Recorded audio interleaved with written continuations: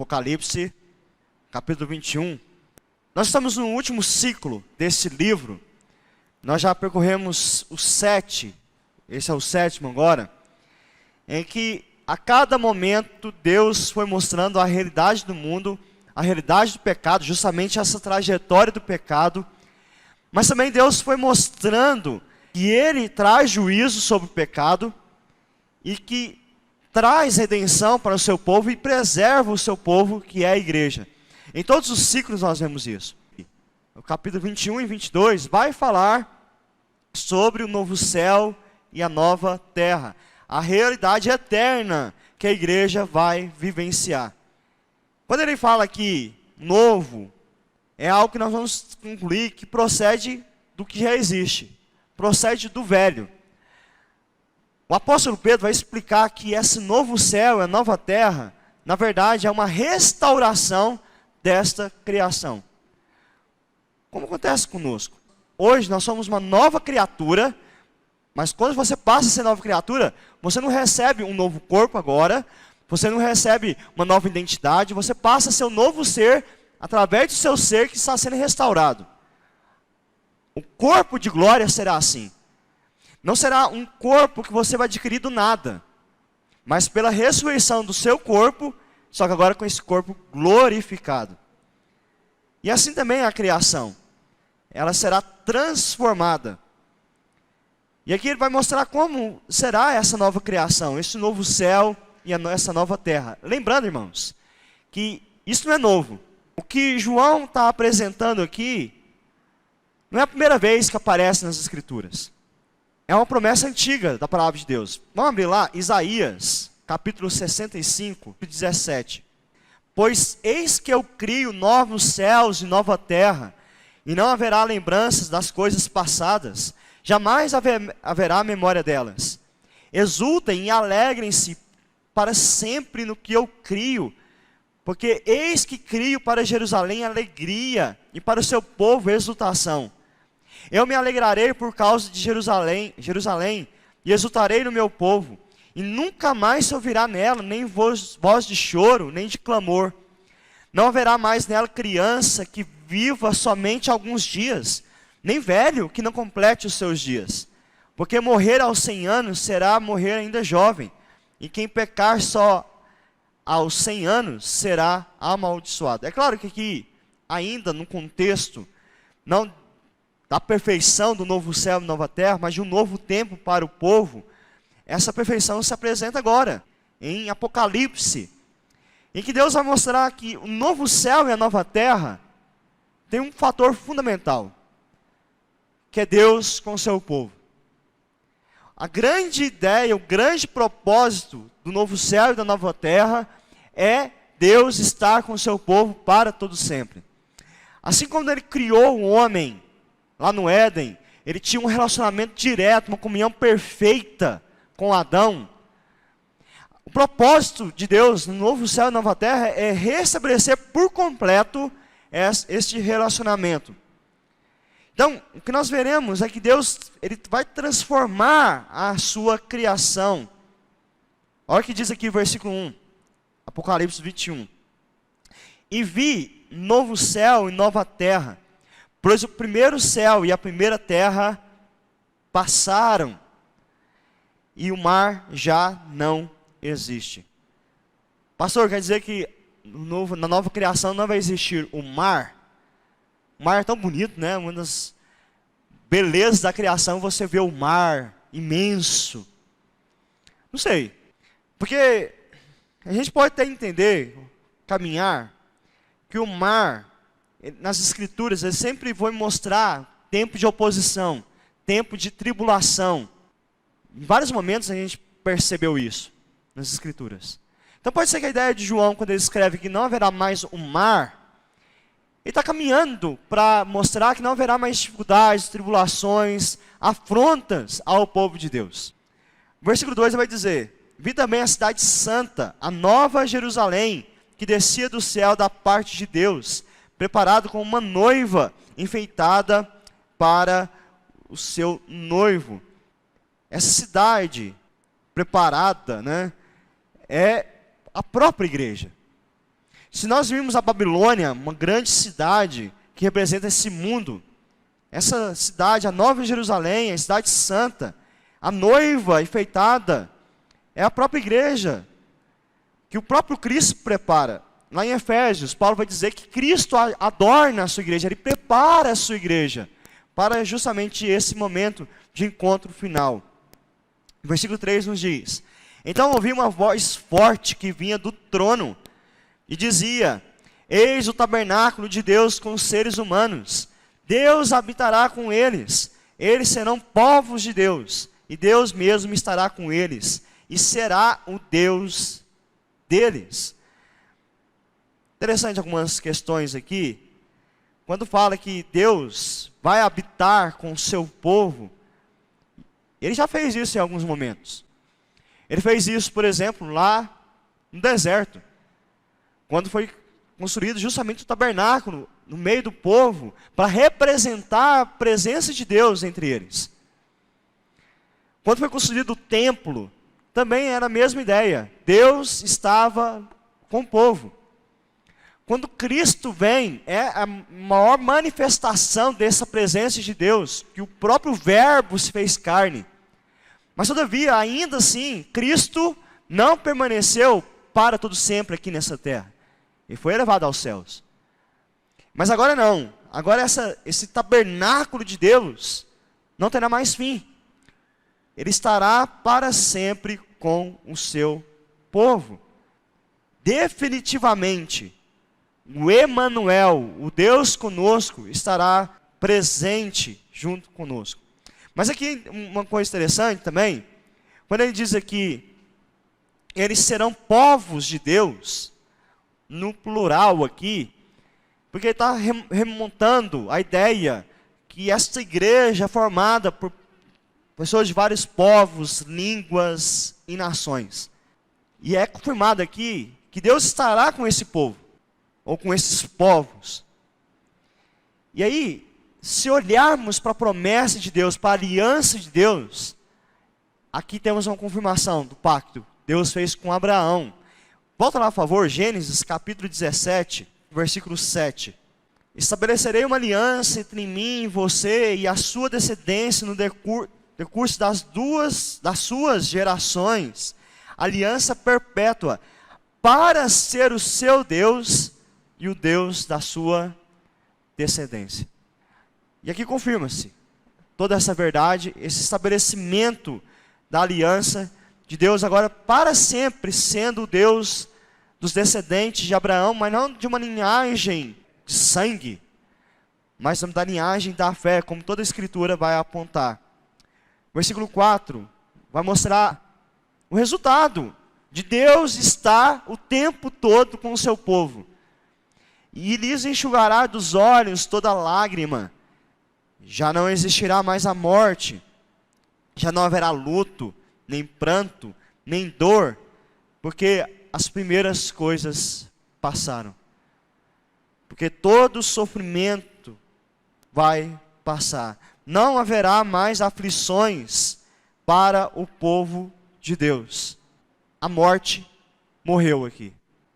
Esse versículo, irmãos, ele nos dá a ideia que a melhor coisa do céu, ou da nova criação, novo céu e nova terra, é a presença de Deus. Não é o que nós vamos ter lá, o que Deus vai nos dar, mas é Ele estar lá o tempo todo, e poderemos contemplá-lo eternamente. E nós veremos daqui a pouco que iremos contemplar Cristo face a face. Versículo 5. E aquele que estava sentado no trono disse: eis que faço novas todas as coisas. O mesmo Deus que criou todas as coisas do nada, é o mesmo que renova todas as coisas. Isso é uma verdade que já começou isso em nós. Paulo vai dizer que nós fomos feitos novas criaturas. Nós já testemunhamos esse poder restaurador de Deus. E acrescentou: escreva porque essas palavras são fiéis e verdadeiras. É a verdade, irmãos. Sim, como nós cremos que Deus é o Criador. Nós cremos nesse novo céu e nova terra, porque é a palavra da verdade, uma palavra que não muda, porque quem diz é fiel e verdadeiro. Versículo 6, disse-me ainda, tudo está feito. Assim como nós vimos Jesus na cruz falando, está tudo consumado, aqui novamente é reafirmado, tudo está feito. A obra está completa. E quem fez essa obra? Eu sou o Alfa e o Ômega. E Alfa e Ômega é a primeira letra, Alfa, do alfabeto grego, e Ômega é a última, dando a ideia de algo completo, do princípio ao fim. E vai dizer isso ainda, o princípio e o fim, dando a ideia de eternidade, aquele que é eterno, aquele que existia antes da criação, é o mesmo que vai sustentar o novo céu e a nova terra para sempre. Eu, a quem tenho sede, darei de graça da fonte da água da vida, que é o próprio Cristo Jesus nos sustentando. Então ninguém estará lá porque conquistou. É tudo pela graça. Versículo 7, o vencedor herdará essas coisas, e eu serei o Deus dele, e ele será o meu filho. Isso só é possível por meio de Cristo Jesus. Porque o próprio Cristo venceu as aflições, nós venceremos também nele. E só nós podemos ser chamados de filhos de Deus, porque cremos no Filho unigênito que é Cristo Jesus. Foi nos dado o poder de sermos feitos filhos de Deus, a saber, quando nós cremos no Filho, em Cristo Jesus. Então a ideia da graça, somente por meio de Cristo. Agora, versículo 8. Quanto, porém, aos covardes. Covarde aqui não é aquela pessoa que tem medo. Covarde aqui é aquela pessoa traiçoeira. Os covardes, os incrédulos, os abomináveis, aos assassinos, aos imorais, aos feiticeiros, aos idólatras e a todos os mentirosos.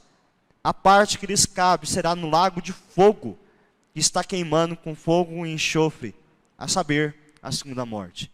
Aqui é só uma descrição daqueles que não pertencem a Cristo Jesus, que não vivem para Cristo e estão condenados à morte eterna, assim como Satanás e todos aqueles que ele levanta para atingir o povo de Deus, ou levantava para atingir o povo de Deus, já não existirá mais esse tormento, porque eles estarão sendo atormentados para sempre. E aí, João, ele vai descrever então agora, como é essa nova Jerusalém, como é essa cidade santa. Versículo 9 vai dizer assim, então veio um dos 7 anjos, que tinham as 7 taças cheias dos últimos 7 flagelos, e falou comigo dizendo, venha, vou mostrar-lhe a noiva, a esposa do Cordeiro. Se vamos lembrarem, o 7º anjo, ele sempre apontava para o juízo final, para o dia do juízo. Então a ideia é que assim que o juízo finalizou, ele contempla a igreja gloriosa. Versículo 10, e ele me levou no espírito a uma grande e elevada montanha, e me mostrou a cidade santa, Jerusalém, que descia do céu da parte de Deus. Uma coisa interessante aqui, ele vai descrever essa cidade, mas lembremos que ele está descrevendo a própria igreja, ele está descrevendo o próprio povo de Deus. E algo que chama atenção aqui, é que essa cidade desceu do céu, foi Deus que promoveu, Deus que veio ao encontro.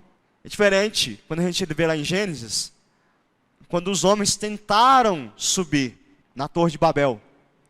Os homens tentaram serem iguais a Deus, ou tentaram desobedecer a Deus. E Deus trouxe ali uma grande divisão, acabou com o intento humano. Mas agora não, é o Senhor que vem até nós.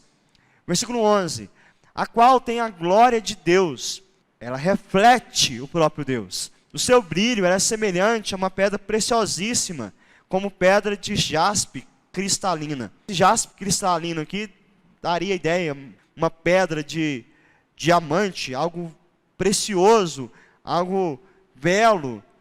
Versículo 12, tinha essa cidade uma muralha grande e alta. Por quê? Qual era a ideia de ter uma muralha grande e alta? Segurança. Então, uma cidade segura, com 12 portões, e junto aos portões, 12 anjos. Lembrando que o 12 em Apocalipse, ele sempre dá a ideia do povo de Deus, do ajuntamento da igreja. E sobre os portões estavam escritos nomes, a saber, os nomes das 12 tribos dos filhos de Israel.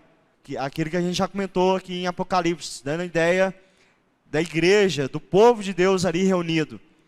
3 portões se achavam para o leste, 3 ao norte, 3 ao sul e 3 a oeste, dando a ideia do acesso a essa cidade pelo povo de Deus. A muralha da cidade tinha 12 fundamentos, e sobre estes estavam os 12 nomes dos 12 apóstolos do Cordeiro. Então, nessa cidade, ao mesmo tempo, aparecem os 12 da tribo de Israel e os 12 nomes dos apóstolos. A gente já viu isso antes. É a igreja de Deus de todas as eras. No Antigo e do Novo Testamento estão reunidos diante do Senhor, formando essa grande cidade. O versículo 15 vai nos mostrar a beleza dessa cidade. E aqui, irmãos, a gente não precisa ficar apegado a minúcias que João coloca. Ele vai tentar descrever aqui, da maneira que ele conseguia, como era bonita essa cidade, como era bela. Então a gente não precisa, em cada detalhe, tentar tirar, vai ser assim, vai ser assado, mas só tentar perceber como João, ele olha para aquela cidade e ele acha muito bonita. E tenta descrever aquilo que ele conhecia de belo, o que era essa cidade. O versículo 15 diz assim: aquele que falava comigo tinha por medida uma vara de ouro para medir a cidade, os seus portões e a sua muralha. Sempre a ideia de medir é para dar a dimensão do que era aquela cidade. Uma vara de ouro aqui não era uma vara qualquer, não era uma trena qualquer. Era procedido próprio céu para trazer a dimensão dessa cidade. E ele descreve aqui, versículo 16. A cidade tinha a forma de um quadrado, de comprimento e larguras iguais. E mediu a cidade com a vara, e tinha 12.000 estádios. Dá mais ou menos 2.300 quilômetros. É mais ou menos de Goiânia até o Rio Branco, no Acre. É longe, é grande. Essa é a cidade. E os irmãos vão lembrar, João disse que a igreja era uma grande multidão. Ele usa o número dos 144.000 só para dar essa dimensão da perfeição. E aqui de novo há uma ideia interessante, quando ele diz que era 12.000, a medida é um cubo perfeito que ele vai descrever aqui. Uma perfeição daquela igreja. 12 por 12 por 12. E ele vai continuar ainda. A muralha, versículo 17. Mediu também a sua muralha e tinha 144 côvados, que dá mais ou menos 65 metros, um prédio de 20 andares, pela medida humana que o anjo usava.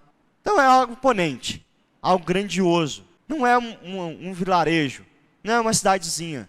É o grande povo de Deus. Versículo 18. A muralha é feita de jaspe e a cidade de ouro puro, semelhante a vidro límpido. Os alicerces da muralha da cidade eram enfeitados de todo tipo de pedras preciosas. O primeiro alicerce é de jaspe, o segundo de safira, o terceiro de calcedônia, o quarto de esmeralda, o quinto de sardônio, o sexto de sárdio, o sétimo de crisólito, o oitavo de berilo, o nono de topázio, o 10º de crisópraso, o 11º de jacinto e o 12º de ametista. Talvez a gente não conheça nem metade dessas pedras preciosas aqui, né, irmãos? Mas para os ouvintes, para os leitores de João, essas pedras poderiam ser mais comuns. Mas o que a gente vai entender, meus irmãos, que são todas pedras belíssimas, preciosas. E no versículo 21 vai dar uma ideia aqui ainda. Os 12 portões são 12 pérolas. E cada um desses portões é feito de uma só pérola. E a gente já viu o parábola de Jesus contando sobre pérolas, como era algo precioso. As pessoas vendiam terreno por causa de uma pérola, por exemplo. E aí, o versículo termina assim: a praça da cidade é de ouro puro, como vidro transparente. Agora presta atenção. A praça da cidade é de ouro. E o que as pessoas fazem na praça? Pisam, transitam. Para pensar, irmãos? Se a gente tem o ouro para nós, mais nosso contexto, é algo extremamente precioso, caríssimo. Agora imagina você pisar no ouro. Imagina que esse ouro não é a coisa mais valiosa que tem ali. A coisa que nós mais admiramos, o ouro, hoje, no céu, a gente vai pisar nele. Qual que é a ideia? A igreja, o que a igreja vai viver tão bonito, tão belo, tão valoroso, no que nós consideramos como valoroso hoje, já não tem valor. Já não significa tanto. Tamanha é a glória que teremos no novo céu e nova terra. E aí ele diz no versículo 22, não vi nenhum santuário na cidade. Por quê? Porque não haverá mais necessidade. Deus estará com o povo o tempo todo. Porque o seu santuário é o Senhor, o Deus Todo-Poderoso e o Cordeiro. Nenhuma cidade, meus irmãos, se compara a esta. Nenhum lugar se compara a este aqui. No versículo 23, a cidade não precisa do sol, nem da lua para lhe dar claridade, pois a glória de Deus a ilumina, e o Cordeiro é a sua lâmpada. Aqui dá a ideia que não haverá mais marcação do tempo cósmico, noite, dia. Possivelmente isso possa acontecer, mas a ideia maior desse texto é que não haverá mais noite. E a noite é complicado, né? A gente sabe que a noite não é um ambiente seguro. Tem gente que não gosta da noite de jeito nenhum. Sair de casa à noite, misericórdia. Mas aqui traz a ideia que não haverá mais perigo. Não haverá mais essa insegurança. Mas não haverá mais busca pela própria glória. Um próprio brilho pessoal. Porque todo brilho procederá de Deus Pai, do Cordeiro, de Cristo Jesus. E mais também, não havendo mais noite, não haverá mais necessidade de descanso. Porque a noite serve para isso também, né? Para a gente repousar. Não vamos precisar mais disso. As nações, versículo 24, andarão mediante a sua luz, e os reis da terra lhe trazem a sua glória. Os seus portões jamais se fecharão de dia, pois nela não haverá noite. E lhe trarão a glória e a honra das nações. Nela não entrará nada que seja impuro, nem o que pratica abominação e mentira, mas somente os inscritos no livro da vida do Cordeiro. Essa é uma diferença para o Éden, para a criação original. Lá Deus permitiu a entrada do mal. Aqui não. Aqui não haverá essa permissão de Deus. O mal não terá mais influência. Então, se um dia alguém perguntar para você, mas será que lá no céu, novo céu, nova terra, não tem chance de acontecer tudo de novo? O homem botar tudo a perder de novo, como Adão fez? Não haverá essa possibilidade. Até porque tudo ali será regido por Cristo Jesus. E Ele faz tudo com perfeição, sem pecado. Versículo 22, ele vai descrever algumas questões que há naquela cidade tão bela. Então o anjo me mostrou o rio da água da vida, brilhante como cristal que sai do trono de Deus e do Cordeiro. No meio da praça da cidade, de um e de outro lado do rio, está a árvore da vida, que produz 12 frutos, dando seu fruto de mês em mês. E as folhas da árvore são para a cura dos povos. Então aqui ele traz o cenário de plena bênção. Não é à toa, irmãos, que as grandes metrópoles, as grandes cidades, elas começaram aonde? Perto dos rios, que é a fonte de vida, é a fonte de sustento. Então a descrição desse rio, e dizem, né, que a civilização começou realmente ali entre o rio Tigre e Eufrates, uma região abundante. E que essa vida está no rio do trono de Deus, que sai do trono de Deus e do Cordeiro, que sustenta, que dá vida.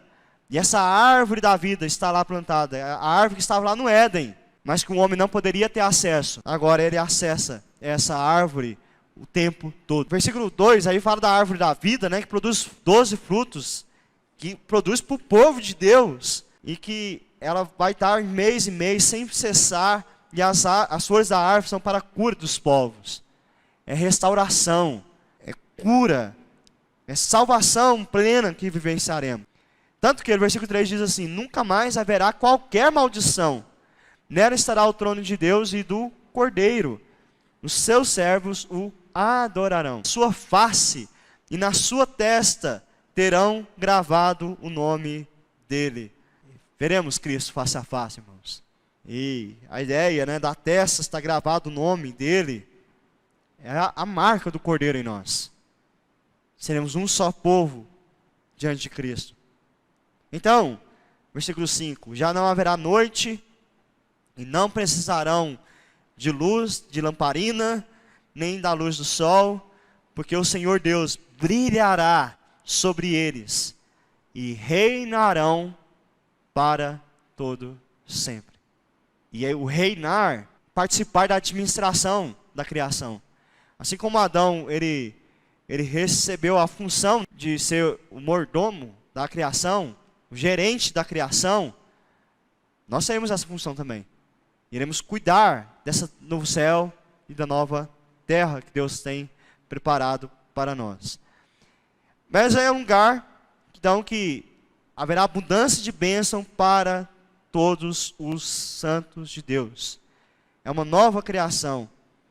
Os servos estarão lá em adoração, cultuando, trabalhando, servindo, tendo a imagem e semelhança de Deus totalmente restaurados. 1 João capítulo 3, versículo 2. Amados, agora somos filhos de Deus, mas ainda não se manifestou o que haveremos de ser. Sabemos que quando Ele se manifestar, seremos semelhantes a Ele, porque haveremos de vê-lo como Ele é. E aqui confirma-se que o João diz na sua carta: veremos Cristo face a face. E caminhamos agora, irmãos, para a parte final. Uma conclusão que João vai trazer aqui, um desfecho. Nós vamos perceber, a partir do versículo 6, uma similaridade entre o começo de Apocalipse e o final. Na interpretação bíblica, a gente dá um nome para isso de linha melódica. É algo que até facilita você entender o conteúdo do livro. Quando um assunto é falado no começo, e ele é descrito igualzinho no final, você vai entender que o conteúdo do todo o livro está aqui, no começo e no final. Sabe qual é a ideia? Se você ler o começo e o final do livro, você vai já entender o livro? É mais ou menos isso que é Apocalipse. Se você ler o começo e o final, você vai saber o que tem ali. É claro que os pormenores que a gente percorreu aqui, mas em suma, se entendemos o começo e o final que veremos aqui, compreenderemos todo o conteúdo desse livro, pelo menos necessário a nós, que consiste em 4 coisas: a revelação de Deus, a obediência à sua palavra, a identidade do Senhor e o testemunho às igrejas, como veremos aqui. Versículo 6 diz assim: então o anjo me disse, essas palavras são fiéis e verdadeiras. Mais uma vez, confirmando tudo que é dito. Lá no capítulo 1, é dito isso para João: registra essas palavras, essa visão, porque tudo isso é fiel e verdadeiro. O Senhor, o Deus dos espíritos dos profetas, enviou o seu anjo para mostrar aos seus servos as coisas que em breve devem acontecer. É exatamente o que nós vemos lá no começo de Apocalipse. Eis, versículo 7, eis que veio sem demora, bem-aventurado aquele que guarda as palavras da profecia deste livro. No capítulo 1, ele fala isso também. Ele abre Apocalipse falando da volta de Cristo. Ele fecha falando desta verdade. Versículo 8. Eu, João, sou quem ouviu e viu essas coisas. Não é fruto da imaginação dele, não é invenção dele. Ele é testemunha de toda essa visão. E depois de ter ouvido e visto, prostrei-me diante dos pés do anjo que me mostrou essas coisas para adorá-lo. Eu acho que qualquer um de nós faria isso também, irmãos. Receber uma notícia tão grandiosa como João está recebendo aqui. Todo Apocalipse, nós passamos meses aqui estudando. Como é precioso o conteúdo. João quer agradecer de alguma maneira. E ele se prostra diante do anjo. Não foi a primeira vez que João fez isso. Ele já tinha feito isso anteriormente. Mas a mesma resposta é dada a ele. Versículo 9. Mas ele me disse, não faça isso. Sou um servo de Deus. Assim como são vocês e seus irmãos, os profetas. E como são os que guardam as palavras deste livro. Adore a Deus. O anjo diz, você não deve me adorar.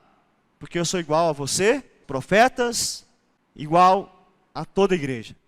E todos somos servos de Deus. E o único que tem que ser adorado é Deus. Nem João, nem os profetas e nem ninguém da igreja deve ser adorado. Mas tão somente o nosso Deus. Versículo 10. Disse-me ainda, não cele as palavras da profecia deste livro, porque o tempo está próximo. Quando ele fala aqui para não selar, é não fechar. É uma expressão que foi usada por Daniel. Quando Daniel recebeu as suas visões, lá foi dito para Daniel, cele o livro. Porque a revelação que Daniel recebeu não era imediata. Era por um outro tempo. Aqui é dito por João, não cele, deixa aberto, publique, fale. Porque as pessoas têm que ouvir agora essa mensagem. As pessoas não podem deixar de ouvir o conteúdo desse livro. Divulgue. E o versículo 11 é interessante. Continue o justo a fazer justiça. E continue o imundo a ser imundo. O justo continue na prática da justiça. E o santo continue a santificar-se. Fale. Porque haverá dois tipos de pessoas nessa terra. Os impuros e os justos. Os não eleitos e os eleitos. Fale. Continue a falar, porque esses precisam ouvir. Os eleitos, para crerem na salvação, e os injustos, para saberem do juízo que estava por vir. E mesmo que não aceitem, esse juízo virá sobre a vida deles. Versículo 13, eu sou o alfa e o ômega, o primeiro e o último, o princípio e o fim. E reafirmado mais uma vez, a eternidade de Cristo Jesus. Versículo 14, bem-aventurados aqueles que lavam as suas vestes, para que tenham direito à árvore da vida, e entrem na cidade pelos portões. E sabemos que lavamos nossas vestes no sangue de Cristo Jesus. E fora ficam os cães. Vai, pastor, não vai ter cão no céu não vai ter cachorrinho. Qual é o problema dos cachorros? Mas cães, no contexto bíblico aqui, na linguagem bíblica, é aquele tipo de pessoa que deve ser evitado. Sabe o cachorro bravo? Cachorro bravo você não pode chegar perto. Mais ou menos essa ideia aqui. Os cães, os feiticeiros, os impuros, os assassinos, os idólatras, e todo aquele que ama e pratica mentira. João poderia escrever aqui vários outros tipos de pecados. Mas ele resume depois. Aquele que ama e pratica a mentira, pratica o pecado. Versículo 16. Eu, Jesus, enviei o meu anjo para dar testemunho dessas coisas a vocês nas igrejas. Por isso que a mensagem é para nós hoje. A gente viu lá no começo a mensagem às 7 igrejas, as cartas às 7 igrejas. Esse conteúdo aqui não ficaria restrito a eles. Ele chega até nós também. Eu sou a raiz e a geração de Davi, a brilhante estrela da manhã. O Espírito e a noiva dizem, vem. Aquele que ouve, diga, vem. Aquele que tem sede, venha. E quem quiser receber de graça da água da vida, venha. Lá em Isaías 55, versículo 1, nos é dito isso. Aquele que tem sede, aquele que tem fome, pode ir de graça. Mas aqui não está falando de questões físicas, né, meus irmãos? Está falando da vida eterna. É em Cristo Jesus que recebemos tudo isso. Para nós, então, já concluindo, e vamos ler os últimos versículos, o regresso de Jesus é alegria, é contentamento, é felicidade para o crente. Mas para o incrédulo, é tempo de dor, sofrimento, medo. Porque esse Jesus virá como juiz sobre toda a terra. E levemos isso a sério. Termina assim um livro. Eu, a todo aquele que ouve as palavras da profecia desse livro testifico. Se alguém lhes fizer qualquer acréscimo, Deus lhe acrescentará os flagelos escritos neste livro. Então, aquele que adulterar o conteúdo das Escrituras, as promessas de Deus, será eternamente separado do Senhor. Aquele que brinca com a palavra de Deus, que sabe o qual é a verdade, mas manipula essa verdade, prestará contas diante do Senhor. E se alguém tirar qualquer coisa das palavras do livro dessa profecia, Deus tirará a sua parte da árvore da vida, da cidade santa, e das coisas que estão escritas nesse livro. Interessante, irmãos, que lá no Éden, Satanás fez justamente isso. Quando ele engana Eva, ele faz as duas coisas. Ele acrescenta coisas que Deus não falou e retira coisas que Deus tinha falado na tentação da mulher. Ele manipulou a palavra. Então, aqui é dito isso. Não manipule a palavra de Deus. Nem mais, nem menos. É a palavra. Aquele que dá testemunho dessas coisas diz: certamente venho sem demora. E essa é uma convicção que nós temos que ter, irmãos. Da volta de Cristo, convencidos da promessa do retorno dele. Dizendo: amém, assim seja. Vem, Senhor Jesus. Maranata, vem, Senhor Jesus. A graça do Senhor Jesus esteja com todos. E é tão bom a Bíblia terminar com essa expressão, que a graça dele esteja com todos. E ela está, irmãos, conosco. Estará para todo sempre. A bênção estará com quem ama e aguarda o regresso de Cristo Jesus. Só uma frase que diz o seguinte: para muitos dos leitores, Apocalipse é um mistério profético que ultrapassa o entendimento humano. Nós vimos isso, em muitos momentos, muitas coisas a gente não consegue compreender plenamente.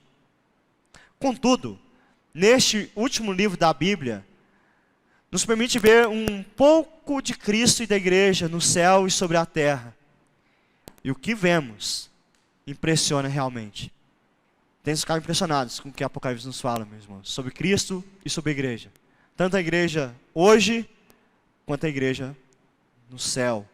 Deve nos impactar. E para terminar, quero fazer uma leitura de um hino 292, para que fique no nosso coração a mensagem desse livro. Como foi para o céu, Jesus Cristo há de vir. Quando o som da trombeta ecoar, quando a voz do arcanjo celeste se ouvir, eu irei com Jesus me encontrar. Nesse dia de glória, meu corpo mortal, semelhante ao de Cristo há de ser. Já livre da morte, já livre do mal, a vitória de Cristo hei de ver. Eu aqui pela cruz, para o mundo morri. Muita dor ainda aqui sofrerei. Minha vida com Cristo em meu Deus escondi. E com Cristo eu enfim reinarei. Vem Jesus, ó Senhor, vem depressa reinar. Vem a paz e a justiça trazer. Criação, povo teu, tudo almeja o raiar desse dia de glória e poder. Esse império do mal, vem, Senhor, destruir. Rei celeste, vem presto reinar. Vem, ó sol da justiça, no mundo luzir. Ó meu rei, vem meu pranto estancar. Ó que dia glorioso esse dia há de ser, quando o som da trombeta ecoar, quando Cristo nas nuvens estiver de descer, e então, triunfante, reinar. De fato, o livro de Apocalipse é muito complexo. A gente pode voltar todo o estudo de novo, e a gente vai ter que pelejar para entender muitas coisas.